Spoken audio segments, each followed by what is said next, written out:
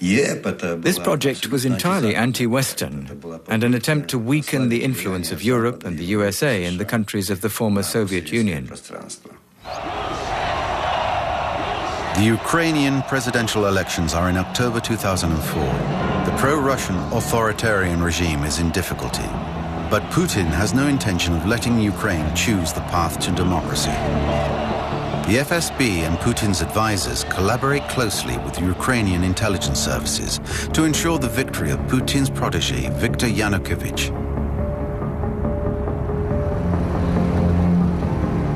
At the climax of the election campaign, Viktor Yushchenko, the pro-Western candidate, is poisoned and badly disfigured.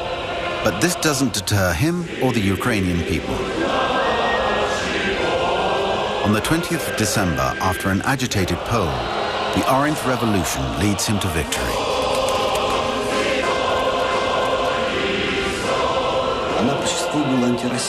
This was an anti-Russian revolution, an anti-imperialist revolution against the Kremlin Empire. It was the most terrible failure of his whole political career. For Putin, it is more than a failure. It's a humiliation. But there are other ways to show Ukraine that she will not escape from Russia's hold. After the Orange Revolution, the energy policy towards Ukraine became more and more brutal. Gas and oil were used as levers. On the 1st of January 2006, the Kremlin cuts off the gas supplies to Ukraine.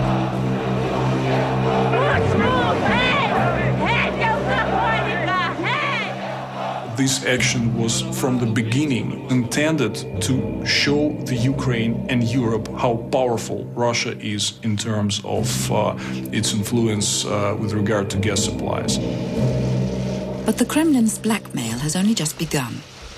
Parliamentary elections are coming up, and Russia continues its intimidation by stopping the importation of Ukrainian goods. Putin's message is clear. The pro-Russian Yanukovych must become prime minister. If the Ukrainians vote for his party, everything will return to normal. Today, the deed is done. Yanukovych is prime minister, and Ukraine is moving away from Europe and NATO. In Ukraine, Putin demonstrates his capacity to use any means to transform a failure into victory. I think that today Putin feels completely at ease. He simply has a feeling of superiority. In my opinion, this feeling is totally justified. Putin is right to be confident. He's the king of the largest gas field in the world. In 2005, Putin signs an agreement with Chancellor Gerhard Schröder for a pipeline under the Baltic Sea linking Russia to Western Europe, making it more dependent on Russian gas. But he doesn't stop there. The same year, he signs a treaty with another friend, Silvio Berlusconi, and the Turkish Prime Minister for the construction of the Blue Stream pipelines serving Central and Southern Europe. Gazprom's giant tentacles will not only engulf all European countries, but also Japan, China, and South America. Putin's objectives? A transnational government around Gazprom. Russia's future challenge to American world dominance.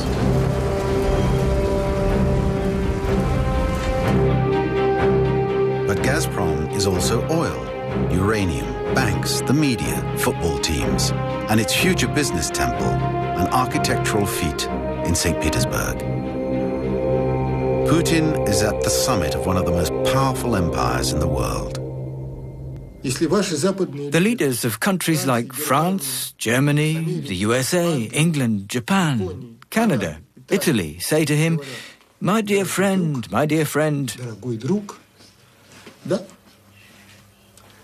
you know what's going on in Chechnya. Your leaders know what's happening there. But they say, it doesn't matter, doesn't matter. We need the gas and the oil. That says it all. Gerd und Vladi, Politik zum Schmusen schön.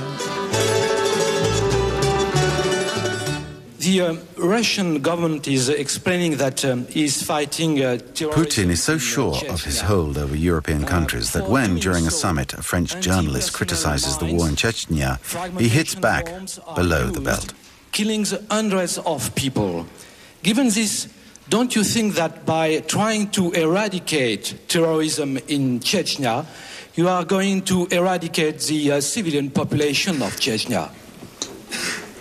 Если вы хотите совсем уж стать исламским радикалом и готовы пойти на то, чтобы сделать себе обрезание, то я вас приглашаю в Москву. У нас многоконфессиональная страна, у нас есть специалисты по этому вопросу. И я порекомендую ему сделать эту операцию таким образом, чтобы у вас уже больше ничего не выросло.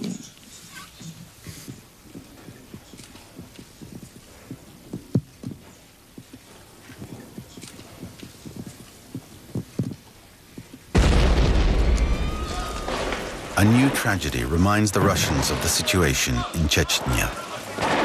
Hostages taken by terrorists are held in a school in Beslan in the northern Caucasus. Russian special forces storm the school. 186 children can be counted among the 344 civilian victims. The Kursk catastrophe in 2000, the hostage-taking in a Moscow theater in 2002, and now Beslan.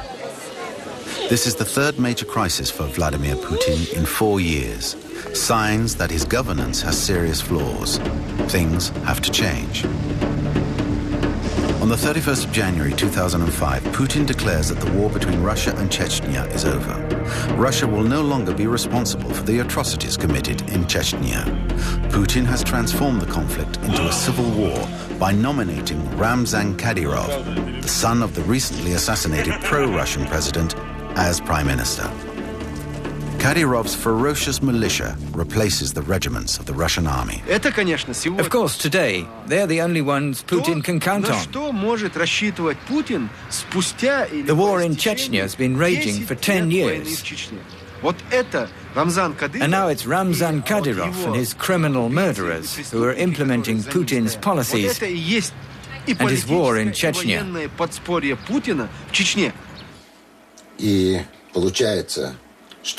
Part of the Chechen population kills and eliminates the other, while the Russians turn a blind eye.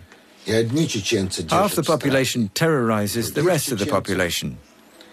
The majority of the Chechen people lives in fear and a feeling of total injustice. The Kremlin offers a reward of $100,000 for the assassination of the rebel leaders. In 2005, the first, Aslan Maskhadov, former elected president and protagonist for peace, is killed by the Russian special services. In 2006, it is the turn of Shamil Basayev, the fundamentalist leader. The wars in Chechnya have decimated 200,000 inhabitants, 20% of the population. But more insidiously, Putin has destroyed the self-respect and identity of a whole nation.